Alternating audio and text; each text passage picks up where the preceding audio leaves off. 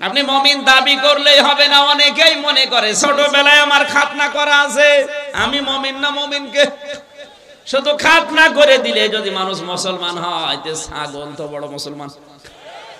ছাগলের খাতনা করা নেই না, সম্ভব না। আল্লাহ তাআলা জাত তার কাছে কিনবেন, অত পাগল আমার আল্লাহ না। আল্লাহ কিনতে চায় শুধুমাত্র কারটা, আরো জোরে। সুতরাং আপনি যদি মুমিন না হয়ে মাদ্রাসা বানিয়ে দেন, আপনার মাদ্রাসা আল্লাহ নেবে না। কারণ আল্লাহ নিতে চাই মিনাল মুমিনিনা, মুমিনদের কাছে। আল্লাহর টাকা পয়সা দরকার না, আল্লাহর দরকার আপনার ইচ্ছাটা। এই কথা বলেন না আমার ভাইরা, এখান থেকে আপনি শিক্ষা নেওয়া লাগবে। আল্লাহ তাআলা ইশতারা মিনাল মুনাফিকিনা দাইনি, ইশতারা মিনাল কাফিরিনা দাইনি, ইশতারা মিনাল মুশরিকিনা দাইনি। যে সে দিলে আমি নিয়ে নেব না।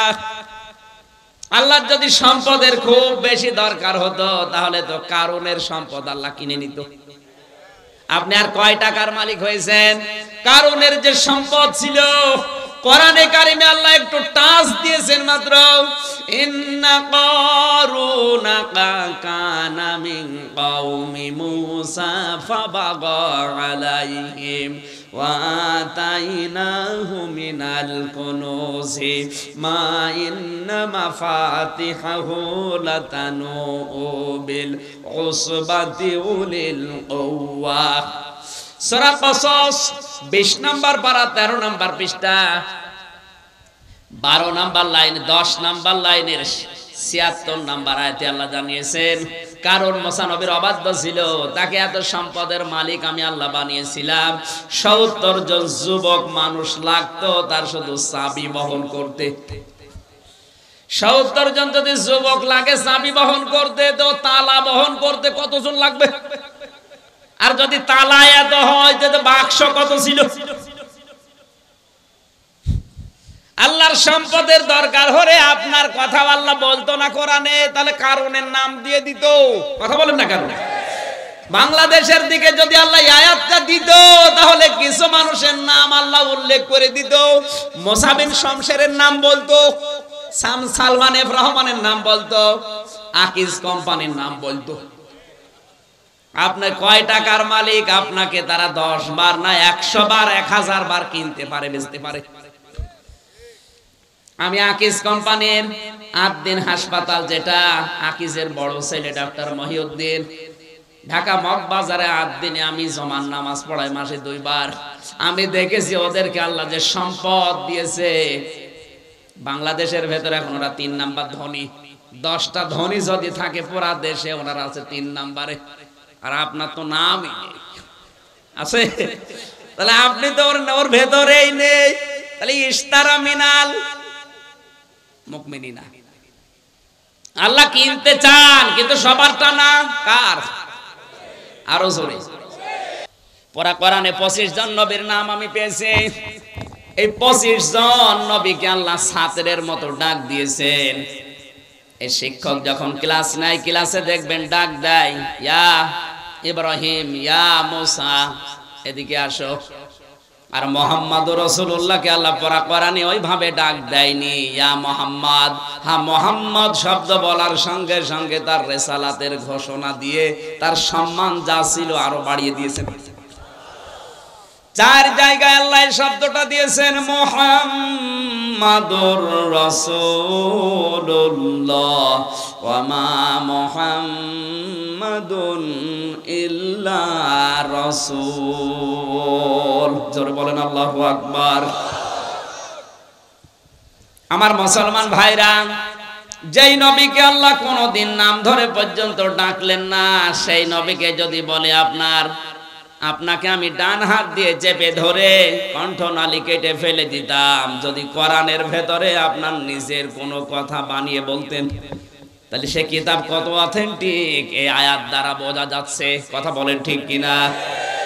এত বড় অথেন্টিক কিতাবের তাফসীর শোনার জন্য যারা বসেছি, আর একবার বলছি আলহামদুলিল্লাহ।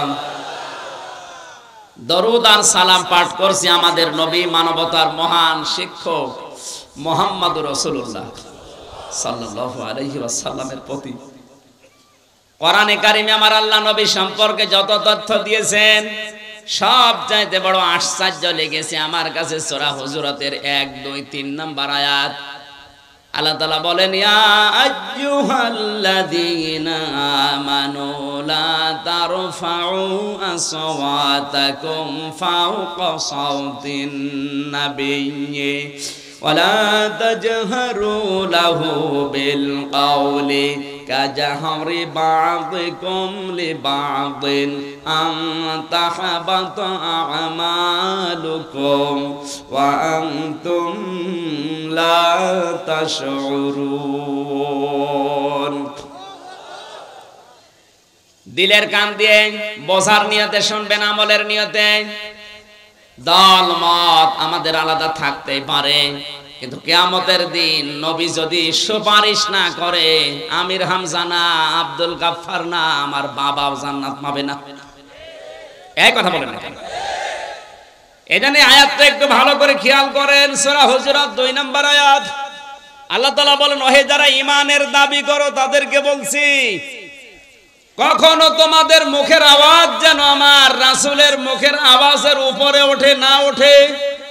আমার রাসূলের কণ্ঠের উপরে যদি তোমাদের কোন কণ্ঠ কোনদিন উপরে ওঠে, পরস্পরে যেভাবে কথাবার্তা বলো, এইভাবে যদি আমার রাসূলের কথার উপরে তোমাদের গলার আওয়াজ চলে যায়, তোমাদের যত আমল ছিল দুনিয়ায় আমি আল্লাহ সব আমলগুলো ধ্বংস করে দেব, নষ্ট করে দেব। তোমরা টেরও পাবে না কখন তোমাদের আমল নষ্ট হয়ে তোমরা আমল শূন্য হয়ে গেছো। এই আয়াতটা নাযিল হওয়ার পর থেকে হযরতে ওমরের এত দারাজ কণ্ঠ ছিল, কিন্তু নবীজির সামনে আসলে কমপক্ষে 3 বার কথা না বলার পরে নবীজি তার কথা শুনতে পারতেন না। এত বড় দারাজ কণ্ঠের লোক যদি 3 বার বলার পরে নবীজি শুনতে পান, আমাদের কণ্ঠ কি আর আমাদের আওয়াজ কি? নবীজি এখন নেই, তার গলার উপরে আপনার আওয়াজ, তার মানে কি? এই শব্দের বাস্তব ব্যাখ্যা হবে, পৃথিবীতে নবী নেই কিন্তু নায়েবে নবী আছে। আল উলামা ওয়ারাসাতুল আম্বিয়া। আল্লাহর নবী জানিয়েছেন, যারা আলেম এরা আমি রাসূলের স্থলাভিষিক্ত নায়েবে রাসূল, আমি নবীর উত্তরাধিকারী। এরা আমি নবীকে কষ্ট দিলে, আমি নবীকে দুঃখ দিলে যেমন আল্লাহ পাক নিজে আঘাত পায়, আমার নায়েব যারা কিয়ামত পর্যন্ত আলেমদেরকে যারা দুঃখ দেবে, আমি নবী ঠিক ওইভাবেই কষ্ট পাবো। আর আমি নবী যদি কষ্ট পাই, তাহলে তোমাদের যে আমলগুলো আছে ওগুলো কখন নষ্ট হয়ে যাবে তোমরা টেরও পাবে না।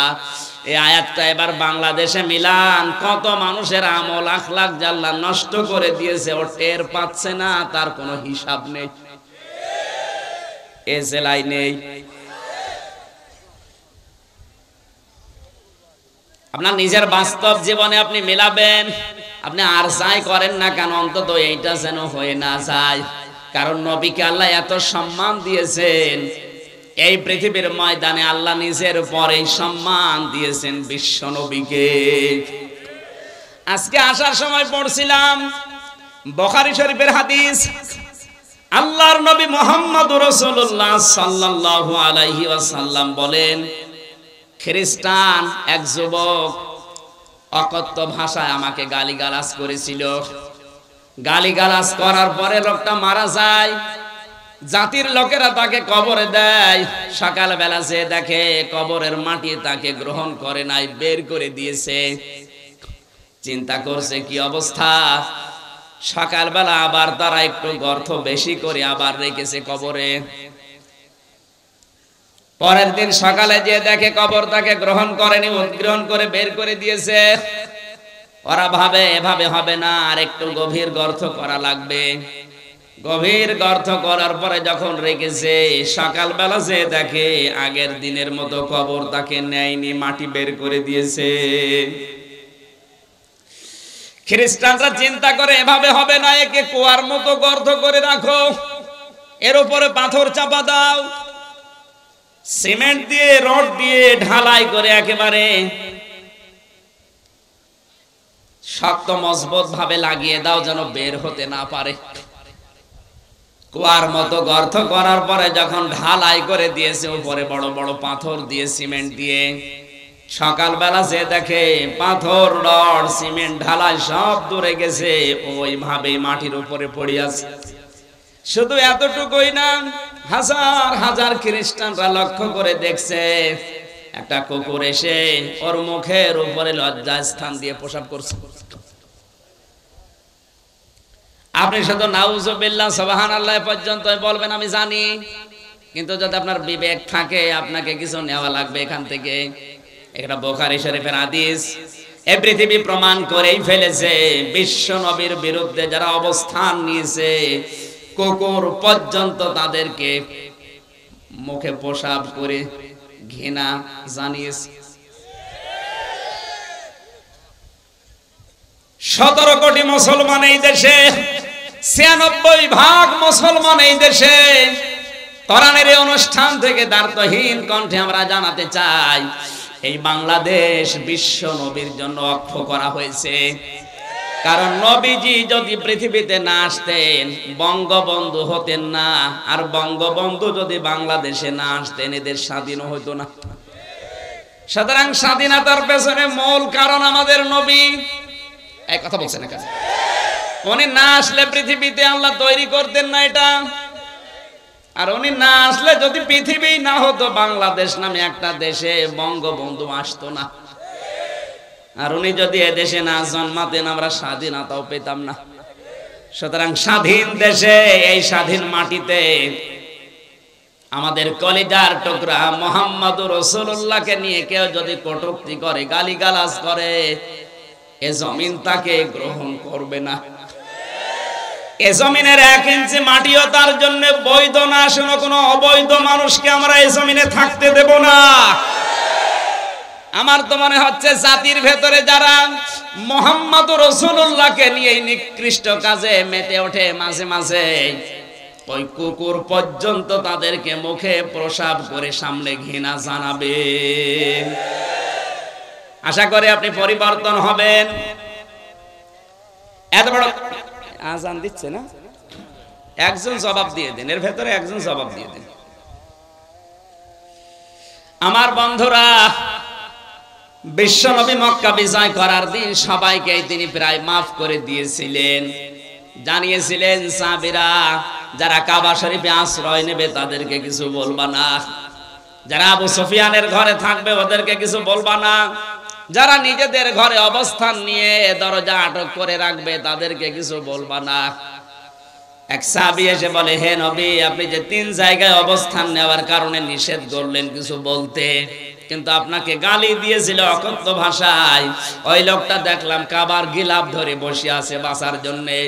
আল্লাহর নবী বলেন, ওকে নিয়ে আসো, ওকে কতল করে বিদায় করে দাও। আপনি টের পেয়েছেন কি বললাম? যাদের বিরুদ্ধে মাপের ঘোষণা দিলেন, যাদের পক্ষে, সেই লোকটা গালি দিয়েছিল রাসূলকে। এজন্য নবীজি বললেন, কাবার গিলাফ ধরে আছে তাদের করে নিয়ে আসো, ওকে হত্যা করে বিদায় করে দাও। দুনিয়ায় থাকার কোনো অধিকার তার নেই।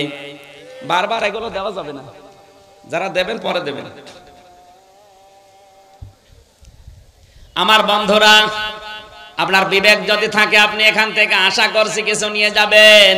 আমাদের জননী প্রধানমন্ত্রী শেখ হাসিনা আজকে ঘোষণা দিয়েছেন, দাড়িওয়ালা টুপিওয়ালা মানুষ দেখে কেউ আজে বাজে মন্তব্য করবেন না। এই দাড়ি টুপি কি আমির হামজার? রাসূলের। কার? উনি রাসূলের প্রতি সম্মান দেখিয়েছেন। ওনার জীবনে যদি কিছু কবুল না হয়, অন্তত এই কথাটা কবুল হবে। কারণ বিশ্বনবীর পক্ষে পৃথিবীতে যে যা করেছে আল্লাহ কাউকে মাহরুম করেন নাই, কিছু না কিছু দিয়েছেন।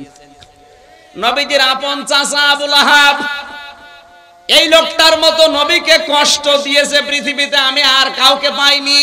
কারণ তার পুরা জীবন পড়ে দেখেছি, সব চাইতে বেশি কষ্ট দেওয়ার কারণে আল্লাহ তার নাম ধরে একটা সূরা দিয়েছেন, সূরা লাহাব।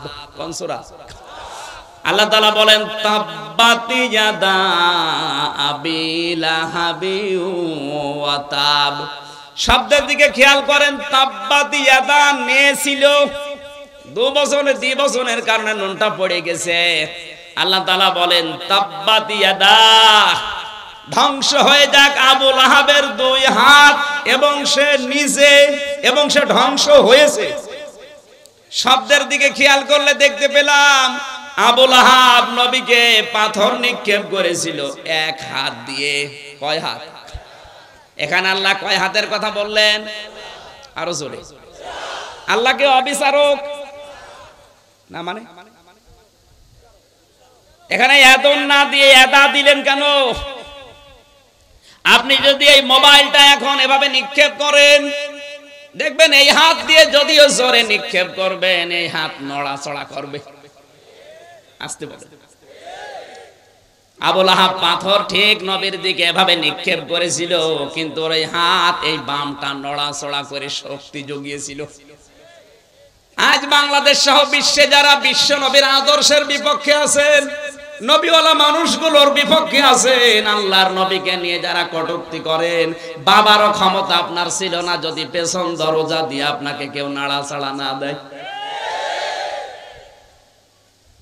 আপনাকে আহ্বান জানাচ্ছি, হয়তো ডান হাত দিয়ে অনেকে চেষ্টা চালাচ্ছে বিভিন্ন কায়দায়, আপনি যে রাঘব বোয়াল বাম হাত দিয়ে পেছন দরজা দিয়ে নাড়াচাড়া দিয়ে সাহস যোগাচ্ছেন, আল্লাহ পাক যদি আপনাকে ধরে,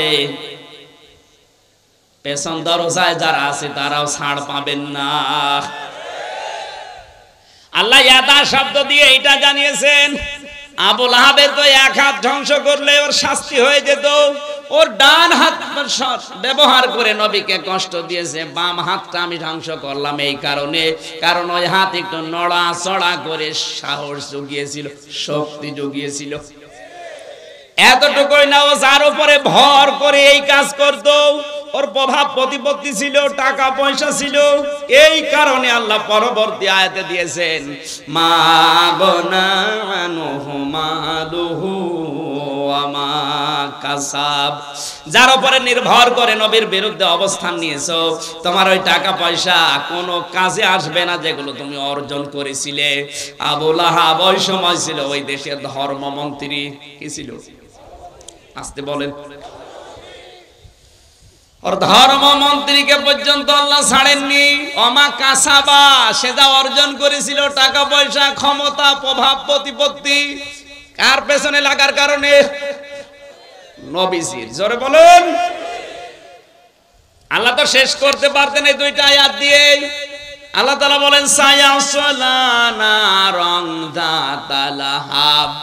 এত রাগ আমার আল্লাহ, এত ঘৃণা তার উপরে প্রদর্শন করেছেন, এই 2টা আয়াত দিয়ে আল্লাহ এই সূরা শেষ করেননি। আল্লাহ সিন দিলেন, সিন সাউফা কদ লাম, এরকম 13টা শব্দ আছে আরবি গ্রামারে। কোন সেন্টেন্সের আগে যদি একটা আসে অর্থ হয় অতি তাড়াতাড়ি। আল্লাহ তাআলা বলেন অতি শীঘ্র ওকে আমি আল্লাহ জাহান্নামের অগ্নিশিখায় প্রবেশ করাবো, অমরাত এবং তার স্ত্রীকেও। প্রশ্ন আসতে পারে, তার স্ত্রীর দোষ কি নাকি? আবু লাহাবের স্ত্রীর 2টা দোষ ছিল। 1 নম্বরে নবীজির আপন চাচী, সব সময় ঘরের কথাগুলো যা শুনতো ওগুলো বাইরে যে মানুষের কাছে প্রকাশ করে দিত। 2 নম্বরে নিজের স্বামীকে দিয়ে সব সময় নবীকে কি করে কষ্ট দেওয়া যায়, দুঃখ দেওয়া যায়, এই বুদ্ধি পরামর্শগুলো বাড়িতে বসে বসে স্বামীকে দিত। আজও বাংলাদেশে অনেকে টক শো করে, দেখবেন বসে বসে আল্লাহর নবীর বিরুদ্ধে কথা বলে, যারা আছে ওদেরকে আরো বলার জন্য উদ্বুদ্ধ করে। অত জোরে বলার দরকার নেই, আসতে বলে।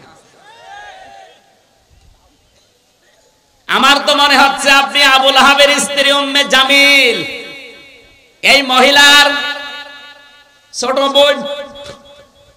আসতে বলে।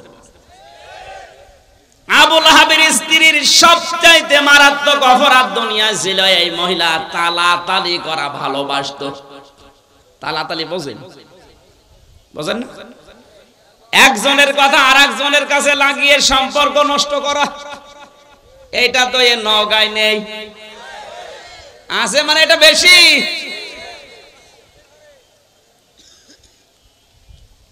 আব্দুল গাফফার ভাইয়ের সাথে অনেকের হয়তো মিল নেই, খোঁজ খবর নিয়ে দেখবেন, কাছে যেয়ে দেখবেন বিষয়টা কিছু না, শুধু তালাতালির কারণে সম্পর্ক দূরত্ব হয়ে গেছে। তালাতালি করা কত বড় মারাত্মক অপরাধ। আল্লাহর নবী বলেন যে এলাকায় মানুষ তালাতালি করে ওই এলাকার মানুষের দোয়া কবুল আল্লাহ বন্ধ করে দেয়। আমরা এত বিপদে পড়ার পরে দোয়া করলে কবুল হচ্ছে না, আমার মনে হয় তালাতালি করা কোন লোক এলাকায় আছে না? নেই। এটা মেয়েদের ভেতরে বসে এক জায়গায় বসলে শুধু আসতে বলে। আমি একটা হাদিস বলছি, এবার শোনেন, তিরমিজি শরীফের হাদিস। আল্লাহর নবী বলেন কিয়ামতের দিন আল্লাহ 5 প্রকার মানুষের দিকে ফিরে তাকাবেন না। আপনি কি লক্ষ্য করলেন কি বললাম? কিয়ামতের দিন 5 প্রকার মানুষের দিকে আল্লাহ ফিরেও তাকাবেন না।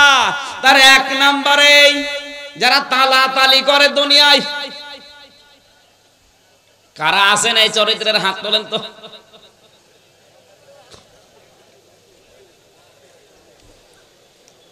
এই খেয়াল করেন, মুসা আলাইহিস সালামের জামানায় অনেকদিন বৃষ্টি বন্ধ ছিল। হযরতে মুসা উম্মতগুলোকে নিয়ে চাটিয়াল ময়দানে গেলেন। নামাজ পড়ার পরে দোয়া করলেন, আল্লাহ তুমি আমাদেরকে বৃষ্টি দাও। 3বার মোনাজাত করার পরে বৃষ্টি হয় না। মুসা নবী রাগী নবী ছিলেন, তিনি রেগে গেলেন। ডাক দিয়ে বলে, রব্বুল আলামিন, এগুলো নয় আমার উম্মত, আমার মায়া লাগে, কিন্তু তোমার তো বান্দা, তোমার মায়া লাগে না। আল্লাহ তাআলা বলেন, মুসা মায়া লাগে তো বৃষ্টি দাও না কেন? দেব না। তোমার বান্দা মায়া লাগে তুমি নিজে বললে, তারপরও বৃষ্টি দেবা না মানে বলছে দেব না, দেওয়াই লাগবে। আল্লাহ তাআলা বলেন, মুসা বৃষ্টি আমি দিতে পারি কিন্তু দেব না, কারণ যাদেরকে নিয়ে দোয়া করলে ওর ভেতরে নামিমা তালাতালি করা একজন মানুষ আছে, ওরে যতক্ষণ বের করে না দিবা ততক্ষণ দোয়া কবুল হবে না। হযরতে মুসা ডাক দিয়ে বলে, রব্বুল আলামিন তুমি শুধু ওই লোকটার নাম বলো, দেখো কি করে ওর ঘাট ধরে বের করে দেব। আল্লাহ তাআলা বলেন, না, আমি নিজেই নাম ধরে গীবত করতে নিষেধ করি, আর আজকে আমি নিজে নাম ধরে গীবত করব, হবে না। মুসা নবী বললেন, আল্লাহ আমি তো আর আলিমুম বিযাতিস সুদূর না, মানুষের মনের খবর আমি তো জানি না, সুতরাং এই মুহূর্তে যদি ওর নাম ধরে তোমারে বলি, এতগুলো মানুষের সামনে তুমি ওর ঘাড়ে ধাক্কা দিয়ে বের করে দিবা, অপমান হবে, আমি পারবো না। হযরতে মুসা বলে, আল্লাহ আমি তো জানি না মানুষের মনের খবর, আমি টের পাবো কি করে? আল্লাহ তাআলা বলেন, মুসা তোমাকে আমি কয়েকটা সিমটম বলি, তার ভেতরে 1 নম্বরে তুমি সবাইকে নিয়ে তাওবায়ে নাসুহা করো। মন থেকে যদি সবাই তওবা করে ওই লোকটাও তওবা করবে, আর যারা মন থেকে তওবা করে তাদেরকে আমি আল্লাহ বেগুনাহ ব্যক্তির মতো বানিয়ে দেই। সবাইকে নিয়ে তওবা করার পরে এবার মোনাজাত করলেন। মোনাজাত শেষ হতে দেরি আমার আল্লাহ বৃষ্টি নাজিল করতে দেরি করলেন না। সুতরাং এখানে যদি কোনো তালাতালি করা, একের কথা অন্যের কাছে লাগানো, সম্পর্ক নষ্ট করা কোন লোক থাকেন, আপনি চলে যান, নয়তো আজকের মাহফিল, আজকের মোনাজাত সব মাঠে মারা যাবে। চলে যান ভাই, দেখেন তো কেউ যাচ্ছে কিনা।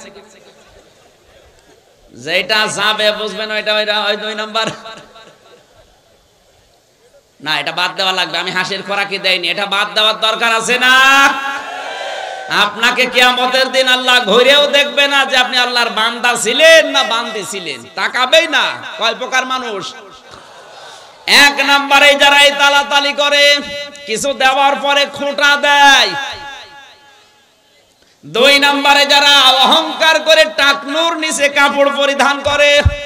বিজ্ঞান এখন তথ্য দিয়েছে 1500 বছর আগের এই হাদিসটা, মাস ফালা মিনাল কাবাইনি মিনাল ইজারি ফিন্নার।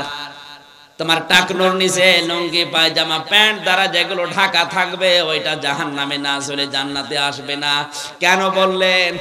নবীজির এই কথাকে বিজ্ঞান পরীক্ষা করে দেখেছে, মানুষের এই টাকনুর নিচে যে ছোট্ট একটা রগ আছে ওটা খুব মোলায়েম, ওটা যদি বারবার, এটা মেয়েদের পুরুষের কিন্তু আবার আলাদা, পুরুষের ক্ষেত্রে এই জায়গাটা আলো বাতাস লাগা দরকার। এই যে রগটা যদি বারবার আপনার লুঙ্গি প্যান্ট পায়জামা দ্বারা বারবার ওখানে ঘর্ষণ লাগে, তাহলে প্যারালাইসিস হওয়ার অথবা ক্যান্সার হওয়ার সম্ভাবনা আছে। বিজ্ঞান এই ছোট্ট হাদিস গবেষণা করে অনেকে আজ মুসলমান হয়ে গেছে। আশা করছি আপনি হাদিসটা আমল করবেন, শুধু নামাজের সময় না, সব সময় না, নামাজের সময়।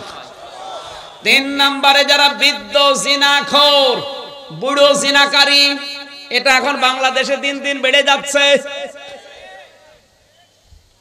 যুবক মানুষ নাকি খেপে গেলে তারে ঠেকানো যায় হাদিস কোরআন বলে, আর বুড়ো মানুষ খেপলে নাকি ওরা বাঁশ মেরেও ঠেকানো যায় না।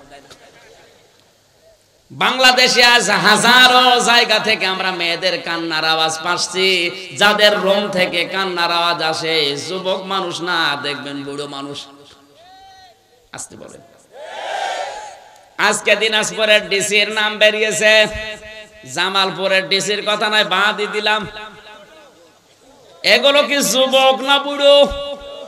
আসতে বলেন। এই জন্য আমার যতটুকু ধারণা, আমার যতটুকু মনে হয়, এই দেশে যাদের সম্পদ আছে, ধনী মানুষ, ওর একটা বিয়ে করলে হবে না, ওর কমপক্ষে 3-4টা বিয়ে করা লাগবে, তাও হবে না। না, এদেশে যদিও সামাজিক অবস্থায় এটা নেই, একটার বেশি 2টা বিয়ে করলে মানুষ উল্টা চোখে দেখে। কথা বলেন না কেন? আব্দুল গাফফার সাহেবকে আল্লাহ যা দিয়েছে, যে সম্পদ, যে ক্ষমতা, যে প্রভাব প্রতিপত্তি, একটা বিয়ের পরে যদি 2টা বিয়ে করে, আমরা অনেকেই মনে করব নষ্ট হয়ে গেছে। ওনার দ্বারা এখন কিন্তু একটা না, আমার মনে হয় একটা বউ থাকে ঢাকায় আর একটা নজিপুরে থাকা দরকার। এই কথা বলছেন না? আজ হাজারো ধনী মানুষের চরিত্রগুলো আপনি লক্ষ্য করে দেখবেন, এদের যে চরিত্র, কিয়ামতের দিন আল্লাহ এদের দিকে তাকাবে না, কারণ অধিকাংশ বুড়ো মানুষ জিনাখোর। 4 নম্বরে অহংকারী ফকির। ফকির আবার অহংকারী হয়? আছে। ফকির অহংকারী বলতে এখানে কি বুঝলেন হাদিস? এই ফকির মানে যারা ভিক্ষা করে, এই ফকির না। এই ফকির হচ্ছে পৃথিবীর সব বান্দা বান্দি আমার আল্লাহর কাছে ফকির। আমার ভাইরা, আল্লাহ রাব্বুল আলামিনের তুলনায় আমরা যারা পৃথিবীতে আছি, আল্লাহ বর্ণনা দিয়েছেন, আল্লাহুল গনিয়্যু ওয়া আনতুমুল ফুকারা। হে পৃথিবীর মানুষেরা, আমি আল্লাহ শুধুমাত্র ধনী, তোরা সব ফকির। আল্লাহর তুলনায় আমরা কি? আরো জোরে।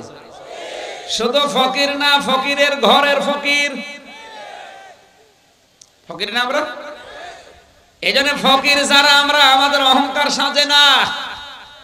কি হনু রে, হনুমান হয়ে গেছে।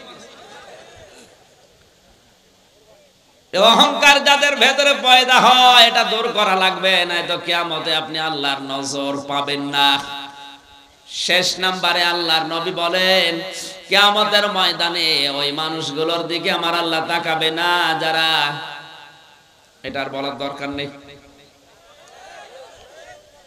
পৃথিবীতে যারা মিথ্যাবাদী প্রেসিডেন্ট, মিথ্যাবাদী যারা প্রধানমন্ত্রী, এদের দিকে আল্লাহ কিয়ামতের দিন তাকাবে না। এটা এই দেশে নেই, যে দেশে আছে ওই দেশে গেলে আমি বলবো। সুতরাং এই 5 প্রকার মানুষের নাম আমি হাদিসের ভেতরে পেয়েছি, তিরমিজি শরীফের হাদিস। আমরা যারা এর ভেতরে পড়ে না যাই, জোরে বলেন আমিন। আমার বন্ধুরা, তালাতালি করা লোক যারা আছেন, চরিত্র পাল্টান। এটা আবুল আহাবের স্ত্রী উম্মে জামিলের চরিত্র। এটা মেয়েদের ভেতরে যেহেতু বেশি সম্মানিতা মা বোনেরা, নবীজি মেরাজের রাত্রে জাহান্নামে মেয়েদেরকে বেশি দেখেছেন 2টা কারণে। 1 নম্বরে, মেয়েরা বিনা কারণে স্বামীর হুকুম ছাড়া এক বাড়ি থেকে আরেক বাড়ি সে গল্প করে। সে গল্প কোরআন হাদিসের না, শুধু তালাতালি আর স্বামীর বদনাম। এরকম বউ আছে কার হাত বলেন তো? আলহামদুলিল্লাহ, এলাকায় এরকম মহিলা নেই। আবুল আহাবের কথা বলছিলাম, বিশ্বনবী মুহাম্মদুর রাসূলুল্লাহর পেছনে এত বেশি লেগে থাকার কারণে আল্লাহ পাক তার নামে সরাসরি সূরা নাজিল করেছেন। কথা বলেন ঠিক কিনা? তার চাইতেও ভয়ঙ্কর তো কাফের ছিল, কিন্তু তাদের নামে তো আল্লাহ সূরা দেয়নি। যেমন আবু জেহেল, উতবা, সাইবা, মুগীরা, তাদের নামে কিন্তু আয়াত আছে, সূরা নেই। ওয়ালিদ ইবনে মুগীরার নামে একটা আয়াত আল্লাহ দিয়েছেন, সূরা কলমের 13 নম্বর আয়াত, উতুল্লিম বাদা যালিকা সানিম। এতটুকুই শেষ। কিন্তু এই লোকটার নামে সরাসরি আমার আল্লাহ কোরআনে কারিমে আয়াত দিয়েছেন, সূরা পর্যন্ত নাযিল করলেন। আবু জেহেলের নামে একটা আয়াত আছে মাত্র সূরা আলাকে, কিন্তু আয়াত সূরা নেই। আর এই লোকটার নামে আয়াত না সূরা? বলেন, এত বড় একটা সূরা আল্লাহ তার নাম দিয়ে, তার স্ত্রীর নাম দিয়ে নাযিল করলেন। তার মানে আল্লাহর কাছে আবু জেহেলের চাইতে আবু লাহাব আরো ঘৃণিত, নিকৃষ্ট। বলেন, অথচ এই লোকটা মারা যাওয়ার পর প্রত্যেক সোমবারের দিন শুধু এই দুইটা আঙ্গুল, এই শাহাদত আঙ্গুল আর এই পাশেরটা মুখের ভেতরে নিয়ে যে চশা মারে, ওর ভেতরে শরবত আমার আল্লাহ জারি করে দেয়। তাফসীরের কিতাবে দেখলাম, কেন এত বড় অপরাধীকে আমার আল্লাহ এই শান্তি কেন দেয়? আল্লাহর নবী যেদিন জন্মগ্রহণ করে, বিশ্ব নবীর এই জন্মের কথা আবু লাহাবের এক দাসী, বাড়ির কাজের মেয়ে, এই মেয়েটি যে ডাক দিয়ে বলে, মালিক আমি জানি আপনার হুকুম ছাড়া বাইরে যাওয়া নিষেধ, কিন্তু আজকে আপনাকে আমি এমন একটা সংবাদ দেওয়ার জন্য এসেছি যেটা না দিয়ে আমি আর স্থির থাকতে পারলাম না। আপনার মরা ভাই আব্দুল্লাহর একটা এতিম সন্তান দুনিয়ায় এসেছে, আকাশের চাঁদের চাইতেও সুন্দর। আপনার ভাই থাকলে অনেক খুশি হতো। আবু লাহাব ওই দিন ডাক দিয়ে বলেছে, আমার ভাই থাকলে আনন্দ তো অনেক বেশি হতো। আমার ভাই যখন নেই, আমার মরা ভাই আব্দুল্লাহর এতিম সন্তানের সুসংবাদ যখন দিলে, তোমার আজ খালি হাতে ফেরত দিতে পারি না। আজকে তোকে আমি একটা পুরস্কার দিলাম, এই দুইটা আঙ্গুল দিয়ে বলেছিল তোরে আমি আজাদ করে দিলাম, মুক্ত করে দিলাম। আল্লাহ পাকের কাছে এই বিষয়টা এত পছন্দনীয়, কারণ এই কথাটা করেছে, এই কাজটা করেছে ও নবীর পক্ষে। কার পক্ষে? বলেন, এত বড় কাট্টা কাফের নবীর পক্ষে অবস্থান নেওয়ার কারণে এই যে দুই আঙ্গুল নিয়ে, এই জন্য কিয়ামত পর্যন্ত ওই দুইটা আঙ্গুল শুধু সোমবারের দিন একটু চষা দেবে, সর্বদা আমার আল্লাহ জারি করে দেবে। বারবার এত ডিস্টার্ব হয় কেন? আমার বন্ধুরা, আমরা অনেকেই বালাগাল উলাবি কামালিহি পড়ে। আমার তো মনে হয় অনেক মুসলমান এটাকে দরুদ শরীফ মনে করে পড়ে, অথচ এটা দরুদ না, এটা কোরআনেরও আয়াত না, হাদিসেও নেই, এটা একটা কবিতা। এটা কি বলেন না কেন? আমি বিশ্বের যতগুলো দেশ এবার ঘুরেছি,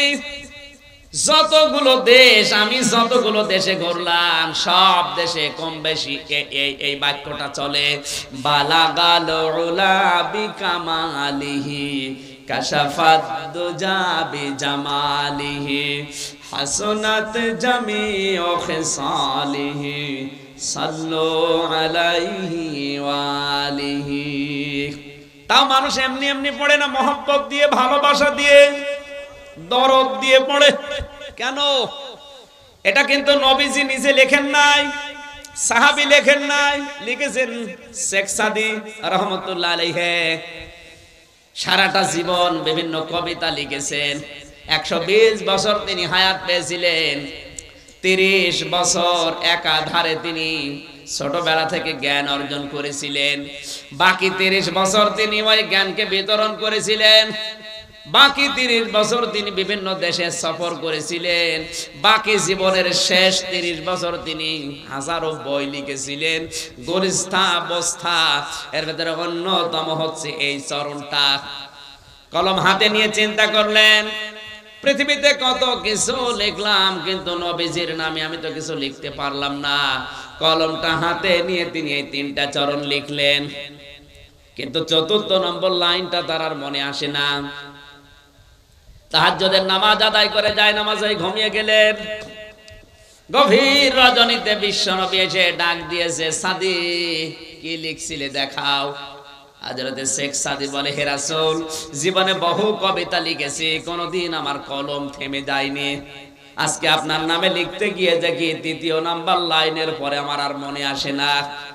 আল্লাহর নবী বলেন, সাদি কি লিখেছো আমাকে শোনাও। স্বপ্নের ভেতরে শেখ সাদি এই 3টা লাইন শোনালেন। নবীজি বললেন, সাদি কলম হাতে নাও, 4র্থ নম্বর লাইন আমি নবী নিজে বলি, তুমি লিখে নাও, সাল্লু আলাইহি ওয়া আলিহি। জোরে বলেন আল্লাহু আকবার। হযরতে শেখ সাদি জীবনে কত কিতাব লিখলেন, ওগুলোর নামও কেউ জানে না অনেকে। গুলিস্তা বস্তার ভেতরে হাজারো চরণ আছে, কেউ কোনোদিন পড়েও দেখে না। অথচ এই 4টা লাইনের ভেতরে একটা লাইন মাত্র নবীজি নিজে বলেছিলেন। আল্লাহর নবীর নামে লেখার কারণে এটাকে আমার আল্লাহ চিরন্তন করে দিয়েছেন। বাংলার মুসলমানেরা, এজন্য আমাদের উচিত হবে কোন সময় যেন নবীজির আদর্শের উপরে, বিশ্ব নবীর কণ্ঠের উপরে তার আওয়াজ যেন আমাদের আওয়াজ উপরে না যায়। তার আচরণগুলো যদি আপনার খারাপ লাগে আপনি চুপ থাকবেন, যদি ভালো না লাগে চুপ থাকবেন। আপনি বিরুদ্ধে অবস্থান নিলে কখন আপনার ঈমান আমল ধ্বংস হয়ে যাবে আপনি টেরও পাবেন না। আমার ভাইরা, 6666টি আয়াত থেকে কোরআনে কারীমের সূরা তাওবার 72 নাম্বার একটা মাত্র আয়াত আমরা পড়েছি। পড়া কোরআনে আমার আল্লাহ তার মুমিন বান্দা বান্দীদের সাথে 25টি ওয়াদা নিজে করেছেন। কয়টা? আরো জোরে। এই 25টা ওয়াদার প্রথম নাম্বার ওয়াদা আল্লাহ তার মুমিন বান্দা বান্দীদের সাথে যেটা করলেন সেটা হচ্ছে তিনি মুমিন বান্দা বান্দীদেরকে জান্নাত দেবেন। আর আসতে বলেন, এখানে ওয়াদা করছেন কে? কোথায়? কোরআনে। জোরে বলেন কয়টা? এই একটা বললাম নাম। তিনি তার মুমিন বান্দা বান্দীদেরকে জান্নাত দেবেন, এই ওয়াদা আল্লাহ কোরআনে করলেন। যিনি ওয়াদা করছেন উনি আমাদের মতো না যে সকালে এক কথা বিকালে এক কথা। কথা বলেন না কেন?